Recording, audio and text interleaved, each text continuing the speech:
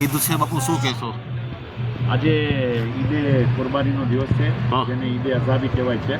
અને બહુ શાંતિ અને સારી રીતે ઈદગાહ પર ઈદની નમાઝ અદા થઈ. અમારા ઇમામ સાહેબ સૈયદ ઇકબાલ બાપુ કાદરીએ નમાઝ પઢાવી અને આજનો આ દિવસ અલ્લાહની બારગાહમાં પોતાની પસંદીદા ચીજ છે એ અલ્લાહની બારગાહમાં ભાવની સાથે પેશ કરવાનો દિવસ છે.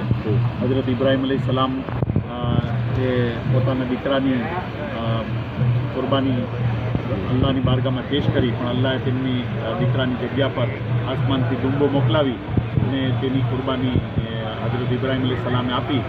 ત્યારથી આ 2000 વર્ષથી ઈદે કુરબાનીનો તહેવાર ચાલ્યો આવે છે ઇસ્લામમાં. અને મુસલમાનો ઈદના દિવસે પોતાના ભાવ છે એ અલ્લાહની બારગાહમાં પેશ કરે છે અને અલ્લાહ રાજી થઈ જાય અને શાંતિની રીતે આ ઈદનો તહેવાર અદા થયો છે. ભારત દેશમાં બહુ સંપૂર્ણ શાંતિની સાથે અને ઉના શહેરમાં પણ પોલીસ પ્રશાસનની સારી કામગીરીની સાથે કાયદા વ્યવસ્થાની પરિસ્થિતિ જાળવી અને આ ઈદની નમાઝ અદા કરવામાં આવીને ઈદનો તહેવાર આજે સંપૂર્ણ થયો છે. યુવાનોને શું સંદેશો બાપુ?